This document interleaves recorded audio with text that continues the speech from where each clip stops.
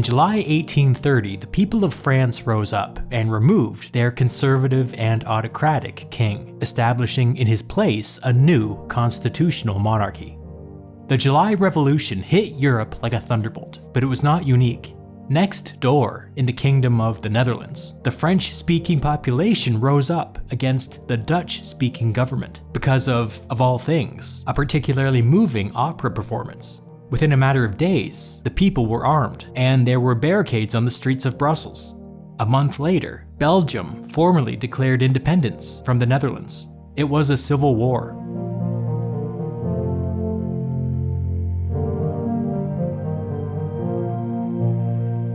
The King of the Netherlands responded to the crisis by inviting the 5 great powers to intervene, but he received a tepid response. The great powers each had their own problems at home. Over in northern Italy, there were significant liberal revolts that were inspired by the July Revolution in France. Austria was genuinely afraid that their entire network of states in northern Italy was about to collapse, so they invaded. Metternich, the Austrian architect of the post-war order, wrote at this time, "My most secret thought is that old Europe is at the beginning of the end." In the German Confederation, internal divisions between liberal and conservative states were growing, which led to confusion and dysfunction when trying to figure out how to respond to the liberal revolts across Europe. Over in Poland, the Polish army sought to throw off their Russian occupiers and re-establish the Kingdom of Poland as a liberal and independent power. Russia responded with overwhelming force. 120,000 Russian soldiers marched in and crushed the Polish resistance. To the complete horror of all of the great powers, Poland was fully annexed into Russia. Something was going on in Europe, and whatever it was seeping into every great power.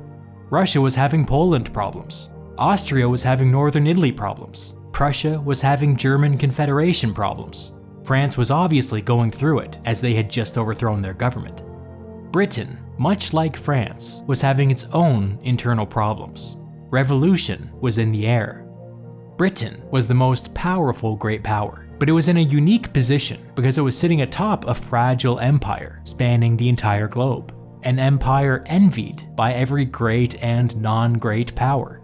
If Britain fell into civil war, the empire would be largely undefended, and every European state with a bit of ambition would feel compelled to make their big move. The prize was too great not to. You know what you call it when several great powers attack a bunch of overseas territories at the same time? World War. If Britain fell into civil war, a world war or a great power conflict would likely consume Europe. But we know that there was not a world war in the 1830s. How did Britain manage to escape this fate? It's a long and complicated story, but to begin, we have to talk about the death of the king.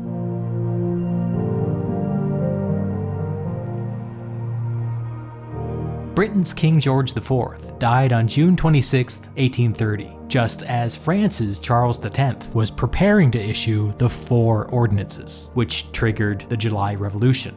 The greatest thing that George IV ever did was die at the exact right time. That's a mean thing to say, but the people at the time were way meaner. In their obituary, the Times described their dead king, quote, "the character of which rose little higher than animal indulgence.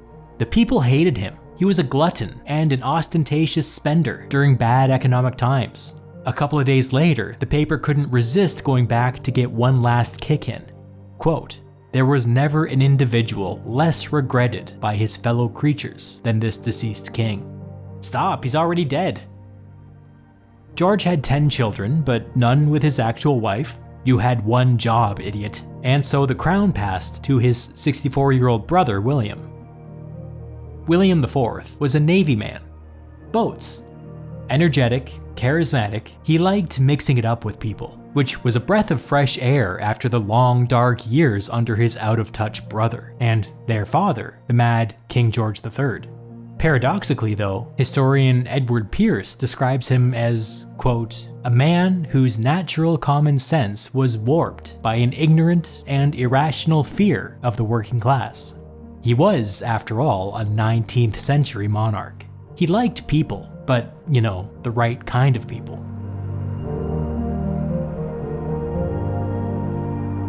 The Conservative Prime Minister Liverpool had died in office after almost 15 successful years at the helm, as did his successor Canning after only 118 days in the big chair, RIP.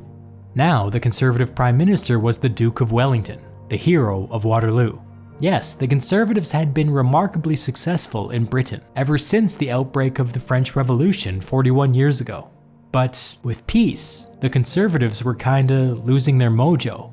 Historian Eric Hobsbawm argues that throughout the 1820s, Britain was increasingly caught up in anti-revolutionary hysteria. They were quite literally stuck fighting the last war, which was increasingly producing political paralysis. What does Hobsbawm mean by anti-revolutionary hysteria? The most striking example was the Peterloo Massacre of 1819, where the government completely overreacted to 60,000 peaceful protesters by ordering a cavalry charge. The carnage was horrific: 500, 700 injured, over a dozen killed. The protesters were calling for reform. More on this later. But the Conservatives sensed revolution around every corner. There were incidents like this every year. Peaceful protests met with an overwhelming military response. The Conservatives were losing touch.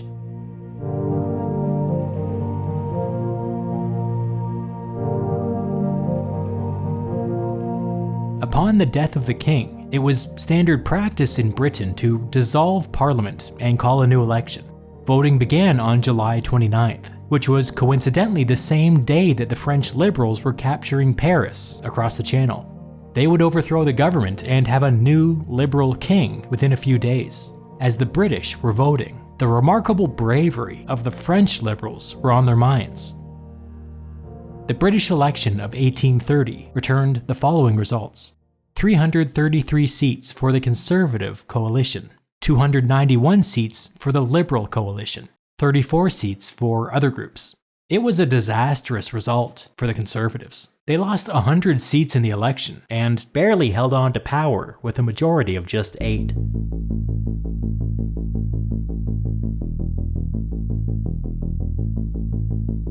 The Liberal coalition was led by a 66-year-old aristocrat named Earl Grey. Yes, that Earl Grey, the tea guy. In November, King William IV opened Parliament. He addressed the political instability across Europe, and in particular the ongoing situation in Belgium. The speech came off as unusually fearful and aggressive, and he made it sound like Britain might try to stabilize things by marching against liberal Belgium. This was new information, and it alarmed every liberal Whig in Parliament. Grey spoke up. He criticized the king for language directly opposite to the principle of non-interference, by which he meant, peace. He continued, "If danger is all around us, the way to go is by securing the affections of your fellow subjects, and by redeeming their grievances. And, my lords, I will pronounce the word, by reforming Parliament." He continued by warning the king that if they stayed on their present course, the instability in Belgium and France and beyond would eventually come home to Britain. The British people had learned one important lesson by watching the July Revolution play out across the Channel in France. They learned that the whole thing was entirely preventable. They learned that rampant authoritarianism makes the state more fragile, and that proactive reform can actually stave off revolution. The Conservative Prime Minister Wellington responded to Grey's speech and said that he disagreed with Grey's analysis. Referencing the domestic unrest of the past decade, he accused the Whigs of whipping up the people for political gain. An insane thing to say. The Conservatives were in the habit of ordering the military to attack peaceful protesters, and that was the Whigs' fault? Insane. The protests were happening for a reason. The people were angry and demanding real reform after 40 years of mostly conservative rule. The mood out in the country was real. But Wellington didn't want to see that. He said that reform opened the door to revolution, and that it was therefore his duty to resist reform in any form. This was a radical position to take, even for a conservative, and many of his fellow Tories were surprised and worried at the government's rigidity.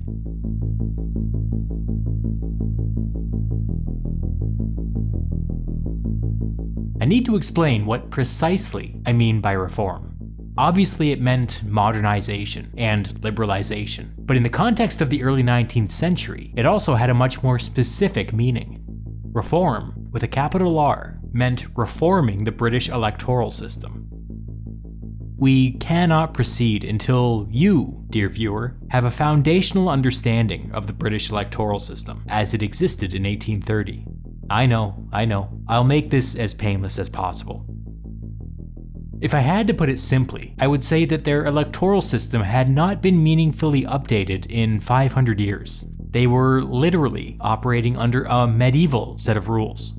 To take the most egregious example, the constituency of Sarum, which was just an unbroken stretch of wilderness, sent 2 members of parliament to Westminster. The MPs represented by some counts literally 7 people. There had once been a medieval city here, but it had been abandoned in the 1200s. But the British electoral system ignored that fact. City or not, their political representation remained the same. Another example was Dunwich, which had once been a large medieval town. Over the years, erosion had caused 90% of the town to fall into the sea, but because of Britain's medieval electoral system, Dunwich still elected 2 members of parliament. This generated an astronomical amount of corruption. For example, just 21 voters on the Isle of Wight elected 2 MPs. Every election, the local aristocrats collected huge bribes and then would go around and tell the 21 voters who to vote for. After the election, the aristocrats would check the ballots and punish anybody who did not vote as instructed. This was an extreme example, but versions of this happened all over the country. The corruption was so extreme in some cases that the right to vote was rendered meaningless. All of this was perfectly legal, by the way. Aristocrats openly bragged about how their electoral corruption generated a nice passive income. There was another issue. The Industrial Revolution had fundamentally changed Britain. The great northern industrial cities of Manchester, Birmingham, Leeds, Glasgow, and others did not exist 500 years ago, or if they did, they were tiny. Now these cities were booming. They were the economic engine driving Britain into the 19th century. But they had nobody representing them at Parliament. The uninhabited wilderness around the abandoned city of Sarum had political representation. The sea that swallowed the town of Dunwich had political representation. But the million or so people in the great northern industrial cities did not. Everybody knew that the system was broken.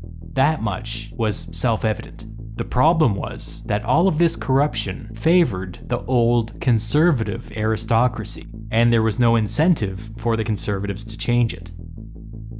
This was the system that was being protested when the British military attacked 60,000 peaceful protesters at the Peterloo Massacre. Protests continued through the 1820s. It was the cause du jour. It was the popular issue that was alienating the poor and the young, turning them against the rich and the old. But the conservatives couldn't see this. They couldn't see what was happening out in the country. They saw protests and they only thought of revolution. So when Lord Grey said that he had been a reformer for his whole life, this was what he was talking about. Grey had been arguing for 40 years that Tory political power was built upon a foundation of corruption. He believed that if the electoral system was not reformed, the great northern industrial cities would rise up, July Revolution style, and demand a seat at the table. If that happened, the whole political order might be overthrown. It was an existential crisis for the country. Prime Minister Wellington, by resisting reform in any form, was making a ridiculous argument. What, England's second largest city was just going to have no political representation at all, not only today, but 100 years from now? Nonsense. Grey was right. It was only a matter of time. Either Parliament got their act together and fixed this broken system, or the people would rise up and fix it for them. Wellington's inflammatory words in opposition to reform elicited an immediate response from the public. There were widespread protests across London. Soldiers had to intervene to defend Wellington's home, which obviously became a focal point of the protests. But unlike the protests of the last decade, these crowds took up a new chant: "No Polignac," a reference to the French Prime Minister that had just been chased out of power by a liberal uprising a few months ago. They were calling Wellington the British Polignac. Interesting.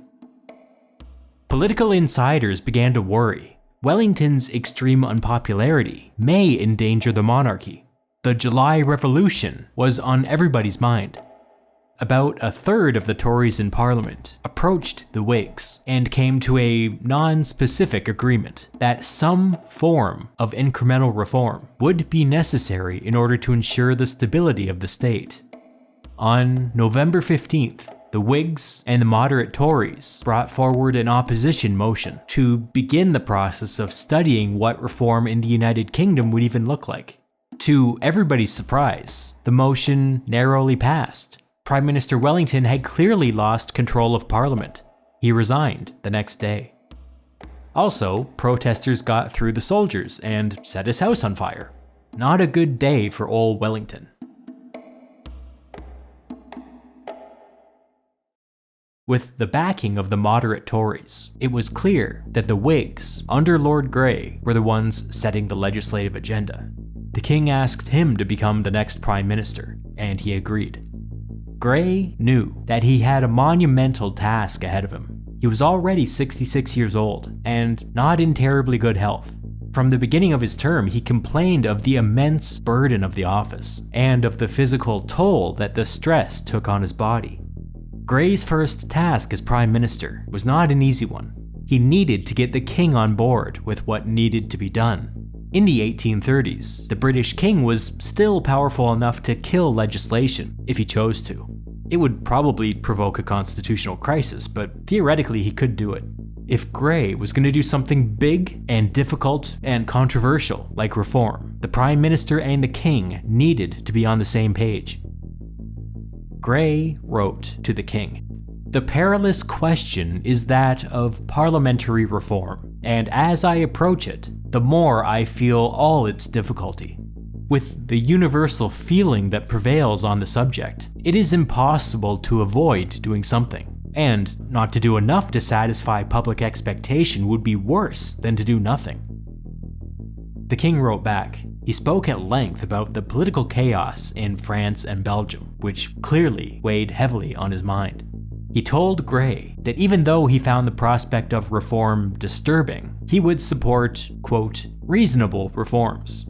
What did reasonable reforms mean? Who knows? But that wasn't a today problem, that was a tomorrow problem. Today, Grey had the green light from the king to proceed.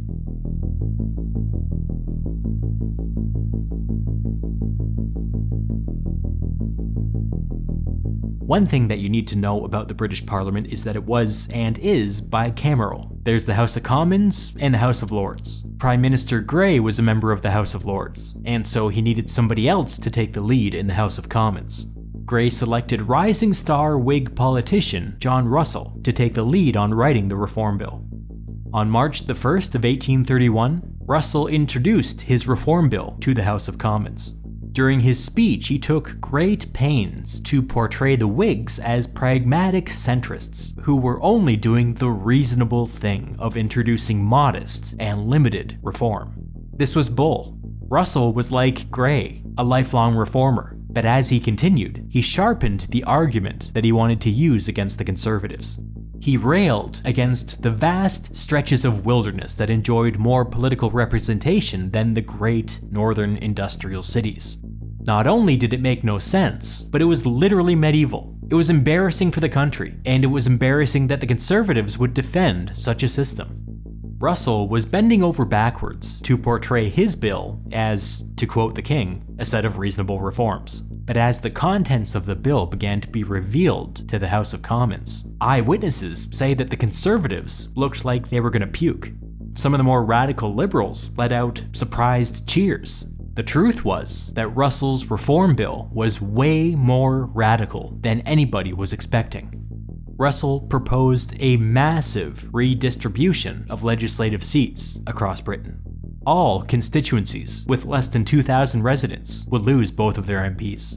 No more political representation for uninhabited stretches of wilderness. No more 21 voters on an island getting bullied by local aristocrats. All that stuff would be a thing of the past. These newly freed up seats would be distributed across the great northern industrial cities, finally giving the people in the booming north the right to vote. It sounds simple, but like I said, these changes were radical. These reforms alone would cause over 25% of the current MPs to lose their seats, mostly in the south of England, mostly Conservatives. That's why the Conservatives looked so shaken, and it's why the radical Liberals were jumping for joy. It went further than anybody expected. But it didn't stop there. One of the more annoying things about how the system worked now was that each individual constituency got to set its own rules for who did and didn't get to vote.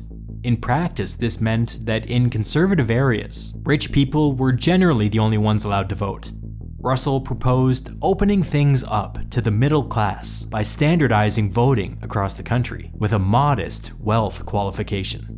The radical Liberals kinda threw a fit when they heard the part about the wealth qualification, because that would exclude the poor. But Russell and Grey insisted.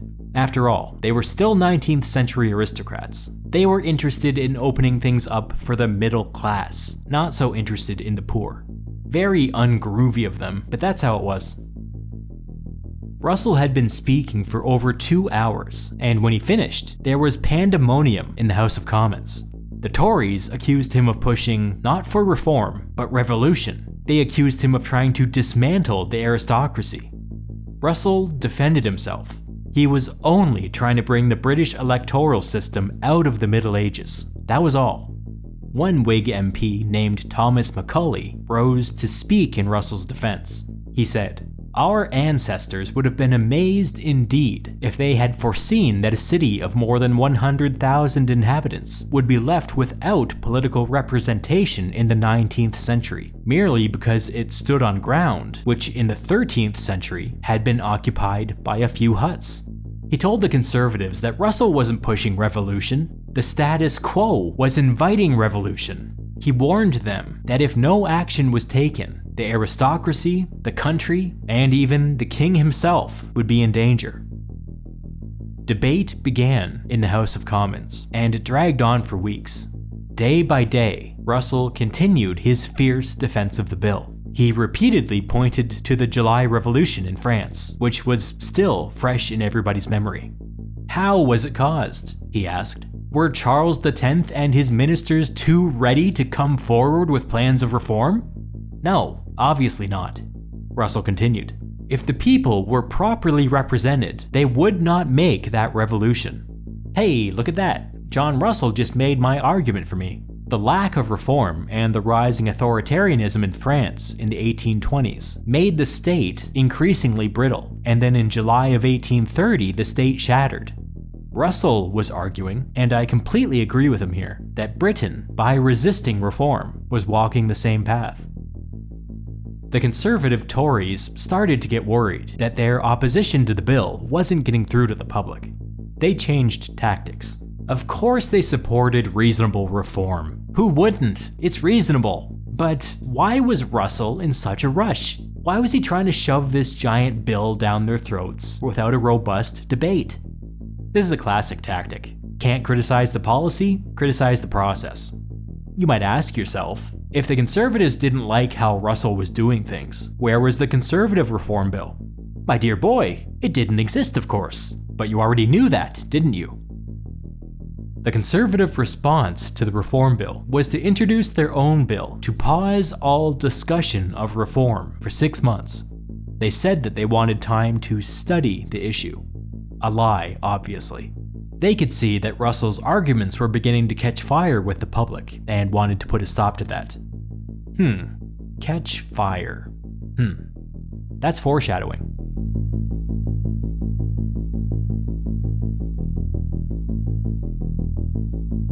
The proposal came to a vote. For many minutes, you could hear a pin drop in the House of Commons as the Speaker struggled to nail down an accurate tally, but finally, the results were announced. Those supporting a pause, 301. Those against a pause, 302.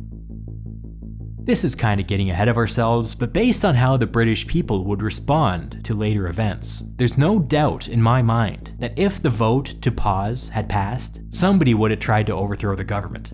I don't know if they would have succeeded, but they would have tried. One vote from a completely different Britain, and therefore a completely different 19th century. Politics are so much fun, dude.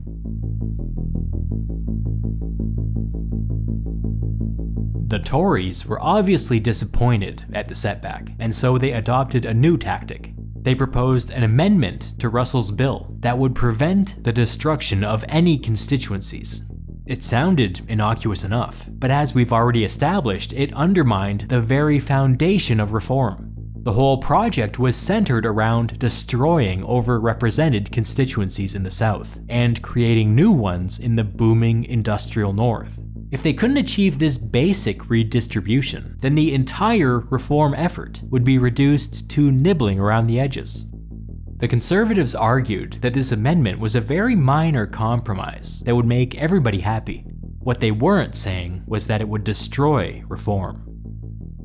On April 20th, the Conservative amendment came up for a vote. Everyone knew that it would be close.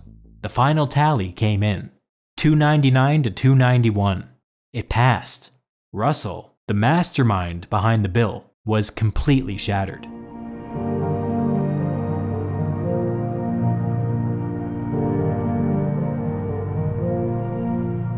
Stinging with defeat, Grey met with his cabinet to consider their next move. They all agreed that without the ability to destroy seats in the South and create new ones in the North, reform was dead. The Prime Minister had clearly lost control of Parliament, and so he formally asked the King to dissolve Parliament and call a new election. Grey also used back channels to privately inform the King that with the defeat of reform, the cabinet was extremely concerned about public unrest. They felt that if they could immediately announce new elections, then maybe the people on the streets wouldn't resort to violence. If, on the other hand, there was no peaceful way for the people on the streets to express their frustrations, then there was no predicting what they may do. Exhibit 582 of elections being a release valve. The King was on the fence. He was probably thinking that since a Conservative amendment had passed, then maybe there was no need for an election. Maybe the next Prime Minister should just be one of the Conservatives.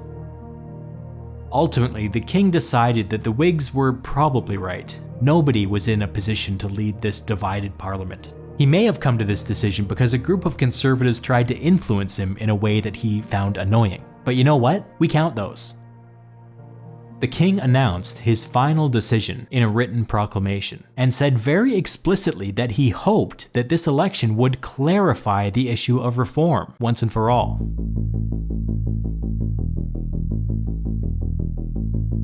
The election campaign kicked off, and the Tories immediately got busy spreading rumors that thousands of poor labourers were refusing to work because the reform bill promised that they would never have to work again. Not true, obviously. It was a Conservative fantasy meant to scare middle-class voters. The election results were announced on June 1st, and they were decisive. Grey's Liberal pro-reform faction gathered around 380 seats, while the Conservative anti-reform faction got around 250 seats, maybe a little less. Before, Grey was trying to govern with a Liberal minority in the House of Commons. Now, he would have a governing majority of 130 or 140 seats, a result that blew even the most optimistic estimates out of the water. A couple of months later, a massive crowd of protesters marched through the streets of London, with the stated goal of presenting a pro-reform petition to the King. The numbers given for this are all over the place. I've seen as low as 70,000 and as high as 300,000. But either way, at the time it was probably the largest protest in British history. The King refused to meet with the petitioners out of concern for his personal safety. A very legitimate concern, I would argue, but the crowd took it as an insult and started to get restless. The police were instructed to pull back out of fear that their presence might antagonize them further. In an effort to diffuse the tension, Prime Minister Grey reached out and offered to meet with the leaders of the protest. They agreed, but they came in hot. They demanded that Grey force the king to create enough liberal lords to pass the bill. Grey immediately got defensive and told them that the Prime Minister couldn't force the king to do anything. They accused Grey of deliberately watering down the reform bill in order to appeal to conservatives, which Grey, as a lifelong reformer, found personally offensive. They attacked Grey and the Whigs for coming to reform late, only after it became politically popular. This really upset Grey, who had been down in the trenches fighting for reform for 40 years. The meeting went late into the night, and both sides left angry. I would note, however, that Grey wanted to meet with the leaders because he was afraid that the protest was going to turn into a riot. There was no riot. Mission accomplished. Hot off of electoral success, Russell introduced his reform bill to the House of Commons for the second time. The bill spent the entire summer snaking its way through committee, and by early September it emerged relatively unaltered thanks to the massive Liberal majority. This should have been cause for celebration. The bill was one step closer to passage, but the reformers in the House began to worry. They had expected to pick up some Tory support through the committee process, but they didn't. The Conservatives were holding firm. They didn't even try to influence or water down the bill. That could only mean one thing. Grey began to have secret discussions with his fellow Liberals, brainstorming what they would do if the House of Lords simply refused to pass reform. This was a tricky situation. They could win all the elections they liked, but if the House of Lords refused to pass the bill, the House of Lords refused to pass the bill. Together, they could only come up with one solution, and it was the same solution that the radical protesters had approached Grey with months earlier. The king had the power to appoint people to the House of Lords at will. Theoretically, he could appoint enough liberals to assure passage of the bill. There was one catch though, and it's what Grey told the protesters when they brought it to him the first time. Nobody could force the king to do this. He had to come to this decision on his own. Grey and his inner circle were still debating this issue when the reform bill finally made it out of the House of Commons. 345 for reform. 236 against. It was a decisive victory for the Whigs, but it was a party line vote. Bad sign. Grey and the Whigs were not at all sure how reform would be received in the unelected House of Lords. This was uncharted territory. Surely the recent Whig election would count for something, right? The House of Lords scheduled a vote on reform almost immediately. 199 against reform, 158 for. It was exactly as the Whigs had feared. The House of Lords had unceremoniously taken the reform bill out back and shot it in the head. It's what the Conservatives had been planning to do all along. Reform was dead.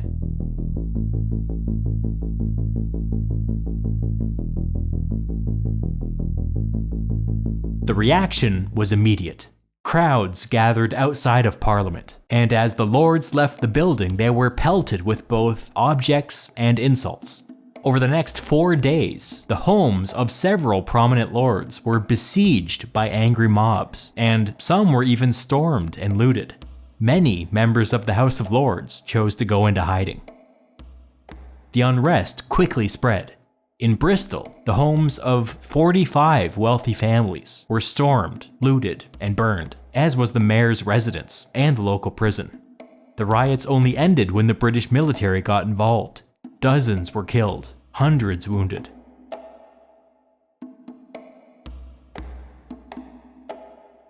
The Bristol riots were the most dramatic outburst of violence, but it was by no means an isolated incident. There were similar riots across the whole country. In Paris, the wife of the British ambassador wrote an ominous letter saying that the British had just, quote, made their own 25 July, which of course was a reference to France's July Revolution. The breadth of the riots were proving to be a real problem. There were only about 25,000 British soldiers on the entire island, and while that may sound like a lot, most of them were already busy protecting assets like government buildings and armories and ports, meaning that practically speaking they could only deploy to maybe 2 or 3 cities at once. Dozens and dozens of cities and towns were just left to burn. You might recall that with the July Revolution, it only took 3 days for France to fall. A British Revolution was now firmly on the table.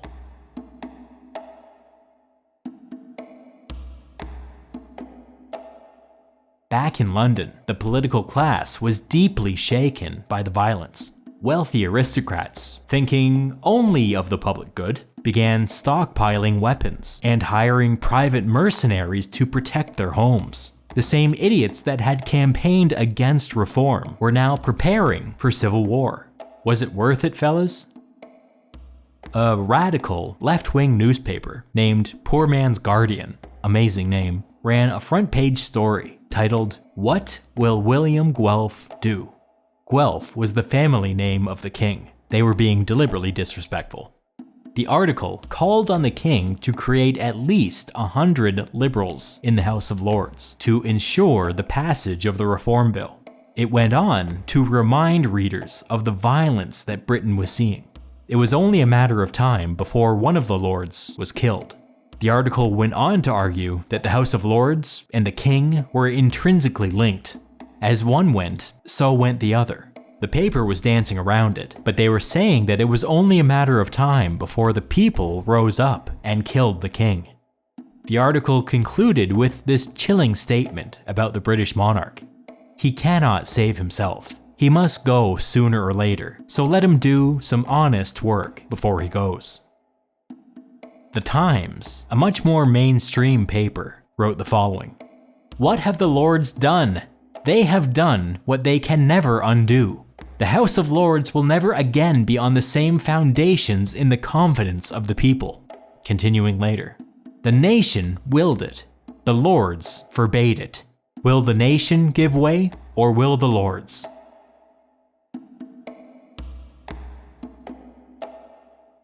Prime Minister Grey took some time to take the temperature of the country, and then informed the king that despite his defeat in the House of Lords, he would not be resigning. He would continue to fight for reform.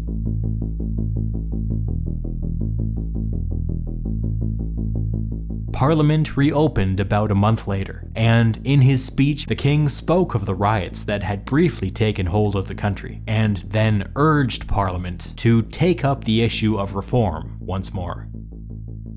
On December the 12th, Russell introduced his reform bill for the 3rd time. Robert Peel, the heir apparent to the conservative Tory faction, rose to speak. The rest of the Tories watched closely. He said that while he still opposed Russell's bill, he no longer opposed it because he believed that reform would bring about a revolution in Britain. He said that he was not opposed to all reform, and in fact, many aspects of British life were in dire need of reform. But, he said, this specific bill went too far. Clearly, the riots had spooked the Tories. Peel was now saying that unlike Wellington, he was flexible. And more importantly, he was telling his fellow Tories to back off. The Conservatives listened. The bill sailed through its initial votes with even larger margins than before, with dozens of Conservative abstentions. Clearly, the experience of angry mobs trying to burn down their homes had an effect on them.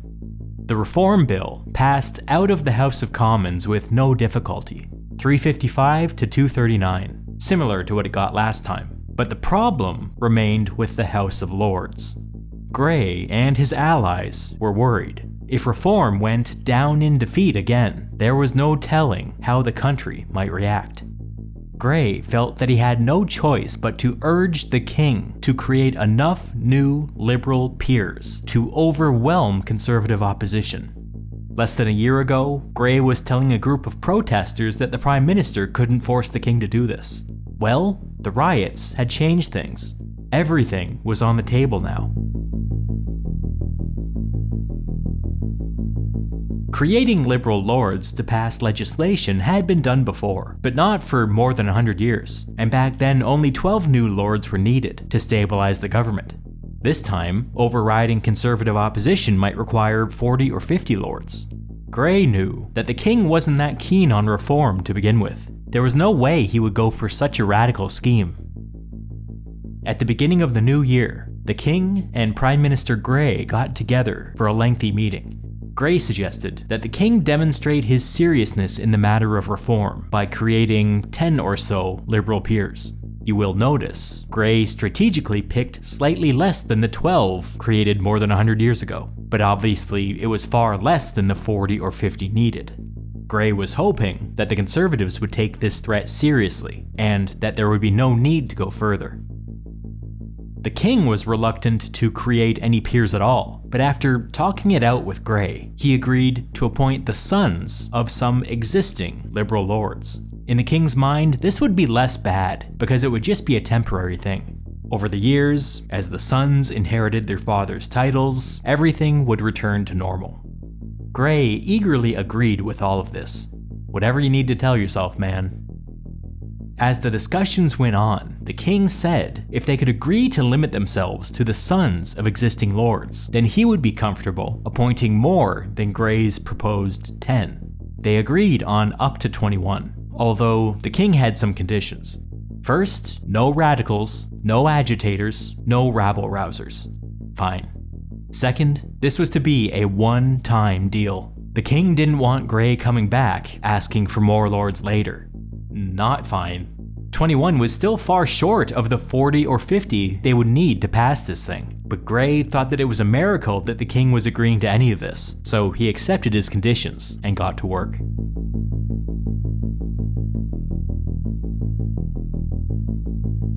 By April 4th, the Reform Bill was being hotly debated in the House of Lords. Grey went into the debate with those 21 liberal appointments in his back pocket, but for now, he held off using them. He could only fire that gun once. Maybe the threat alone would be enough. But the public mood was shifting by the day.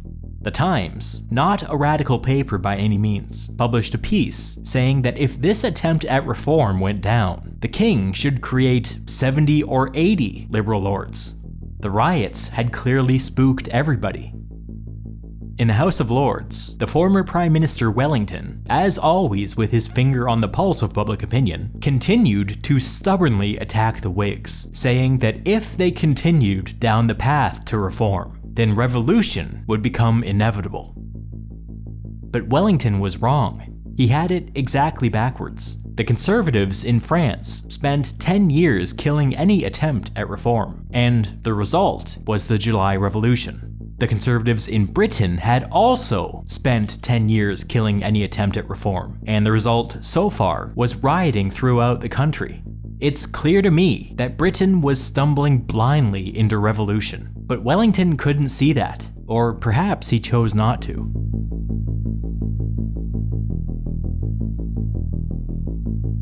The Conservatives in the House of Lords tried every procedural trick in the book to delay sending the bill to committee, but ultimately failed. In committee, the Conservative plan was to sabotage the bill by adding a bunch of garbage amendments to it. The Whigs were able to swat away most of the amendments, but to Grey's shock and surprise, a big one got through. The Conservatives appealed to some of the more cowardly Whigs that were worried about their jobs, and successfully attached an amendment to the bill that would delay the redistribution of constituencies to the north for 2 years. Redistribution was the centerpiece of reform. They needed it to empower the great northern industrial cities. Grey had been defeated for a third time. The next day, Grey resigned as Prime Minister.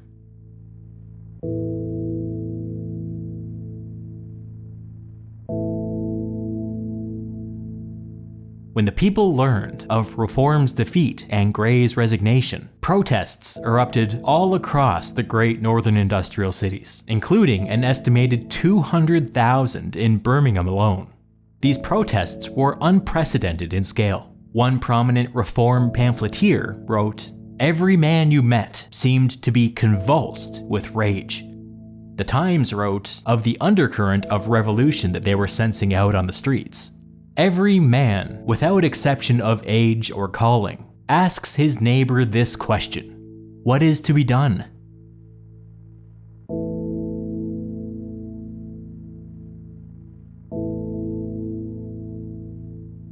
The king invited Wellington to serve as his next prime minister, but told him that for the sake of the country, he expected Wellington to push some version of reform. Wellington told the king that this was one thing he could not do. For the time being, Britain had no prime minister.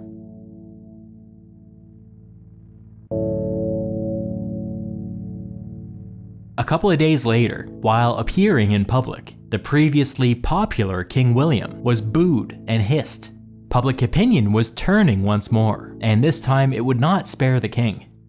On the streets, a new slogan emerged from the protests: "Stop the Duke, go for gold." They were talking about the Duke of Wellington, obviously, the face of the opposition to reform. The protesters advocated two actions. First, they told people not to pay their taxes until reform was passed. Obviously, this was illegal, but what were they going to do? Arrest 1 million people?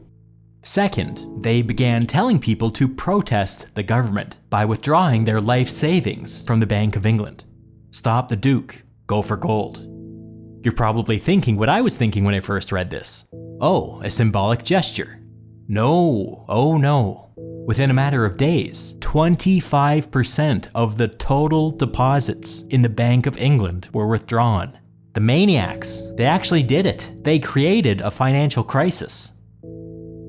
As the protests grew and the financial situation deteriorated, one conservative Tory finally saw the writing on the wall. He said in a speech that the king was only left with two choices: either let Grey come back as prime minister or flee the country. They were on the brink of revolution. Even the conservatives could see it now.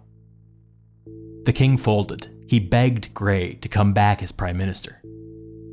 Grey agreed to come back, but he had conditions. Either the king had to agree to create up to 50 liberal lords, or the conservatives had to agree to drop their opposition. They couldn't do this anymore. The survival of Britain was at stake. Reform had to pass. The king told Grey that he would try to convince the conservatives to back off, but apparently this didn't go very well, because within a few days he wrote to Grey to tell him that he would begin to work on a list of 50 potential liberal lords.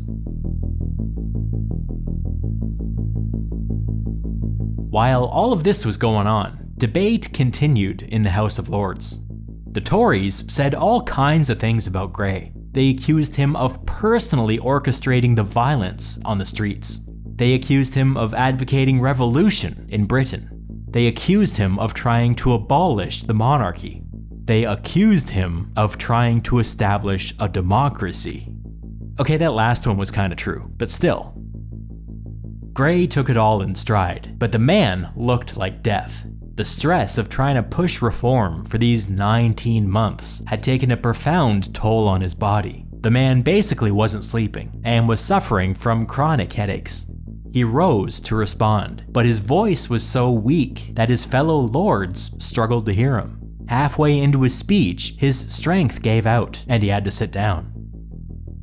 At this crucial moment, a rumor began to spread in the House of Lords that the king was preparing to name 50 or 60 liberal lords to the body. Who started this rumor? Unclear, but my guess is that Grey had something to do with it. The conservatives believed the rumor and were officially freaking out. Outside of the House of Lords, Robert Peel called an emergency meeting of moderate conservatives. They agreed that 50 or 60 liberal lords would spell disaster for their movement. They would lose control of the House of Lords for a generation. It wasn't worth it. The moderates all agreed to step out of the way of reform.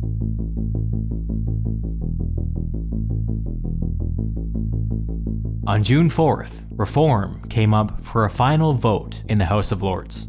On that day, the moderate Tories found various ways to be strategically absent from the chamber. Seeing which way the wind was blowing, many hardline conservatives decided to be strategically absent as well. Perhaps they were thinking back to when their homes had been targeted by rioters. The final vote came in. 106 in favor, 21 against. The Liberal Whigs won. Reform would become law. The British electoral system would leave the Middle Ages. The great northern industrial cities would finally be represented in Parliament. British politics would fundamentally change forever.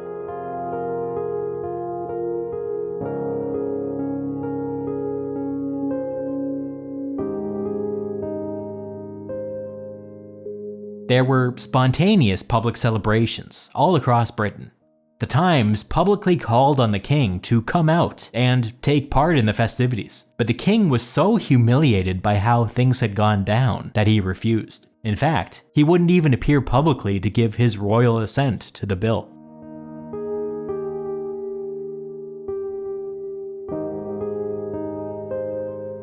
It's important to stop and recognize the bullet that Britain dodged here. There's no doubt in my mind that if Wellington had got his way, there would have been a revolution in Britain. Revolution probably would have meant civil war, and civil war probably would have meant world war, as other great powers would have found Britain's undefended colonies irresistible. They were that close. Reform saved the most powerful country on earth from ripping itself apart. Historian Monroe Price writes that, quote, "In Britain, the unrepresentative electoral system grew so unpopular that fear of revolution induced the party in office to amend it." Whether or not Britain would actually have been plunged into revolution if the Reform Bill had been rejected is imponderable. I've pondered it plenty, but it can certainly be strongly argued that it would have. Oh, hey, that's me. And that this imminent peril was only averted by the bill's passage. Historian Eric Hobsbawm, who I always trust when it comes to stuff like this, says, quote, "Something not unlike a revolutionary situation might have developed in 1831 to 32, but for the restraint of both Whig and Tory parties." He's being a little bit kinder to the moderate conservatives than I would be, but sure, they get a tip of the cap for being strategically absent when it really mattered.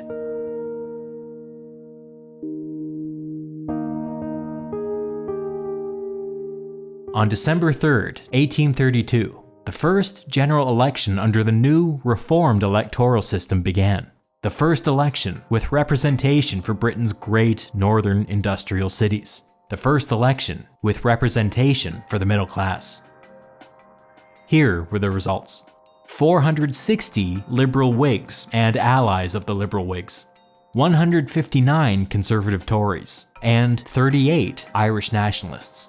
The Liberals won 70% of the seats in the House of Commons, the most one-sided election in British history.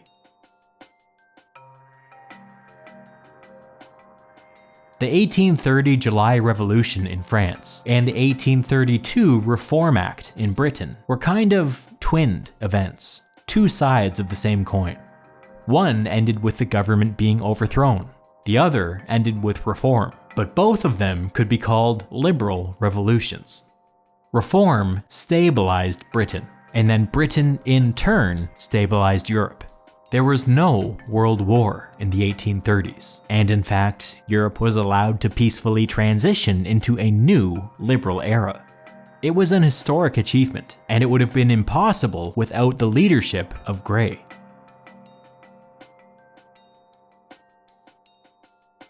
In Newcastle upon Tyne, there's a monument to Prime Minister Grey, built only 6 years after the Reform Act.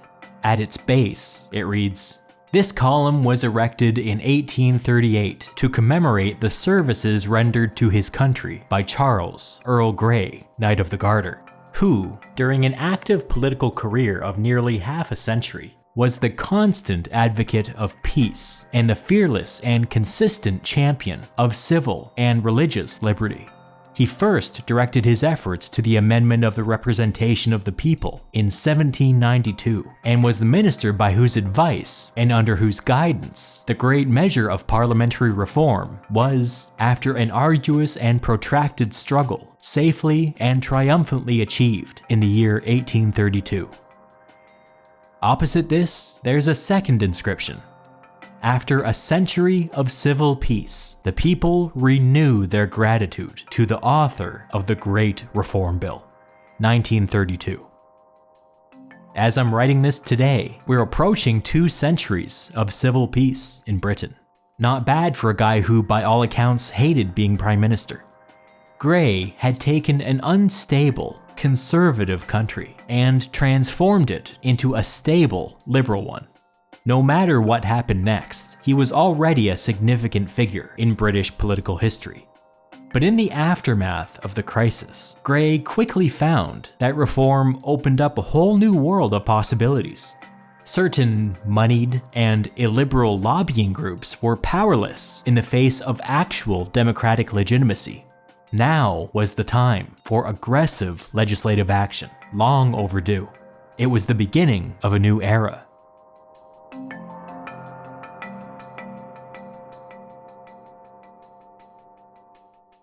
It was clear that the immediate danger had passed, but the question was, how long could Britain remain a stable, liberal country? The island was at peace, but what about the colonies? The sad truth was that Britain's liberal revolution stopped at the water's edge. The colonies were still as authoritarian as ever, only held in check at the barrel of a gun. Most British colonies were just one uprising away from revolution. The status quo was not sustainable. Grey's job was only half done. If he could take the liberal revolution one step further and extend it out into the colonies, then Britain would be able to remain a stable, liberal country not just today, not just tomorrow, but for the rest of the century. How could he do this? By fully eradicating slavery in the British Empire.